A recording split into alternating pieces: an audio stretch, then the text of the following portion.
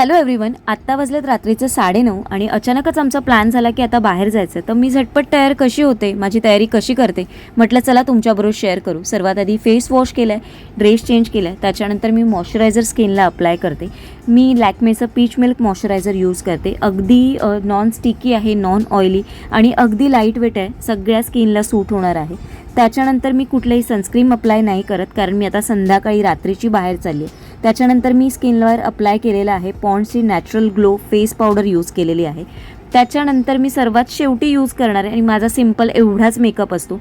मी इथे lip balm use करते. मम्माअर्थचा व्हिटॅमिन सी अँड हनी मी लिप बाम यूज केलेला आहे. त्याच्यावरती माझी मॅटची जो शेड असतो, जो मला सिम्पल असा लुक देतो, तो मी शेड अप्लाय केलेला आहे. त्याच्यावरती छान अशी टिकली लावली आहे, कानातले घातल्यात आणि सर्वात शेवटी राहिले की हेअरस्टाईल करायची. केस विंचरून घेतले, मस्त अशी हेअरस्टाईल झाली आणि माझा असा लुक तयार झालेला आहे. तुम्हाला कसा वाटला मला नक्की कमेंट करून सांगा. उद्या एका छानशा मिनी ब्लॉगमध्ये भेटते. तोपर्यंत सगळ्यांना बाय बाय.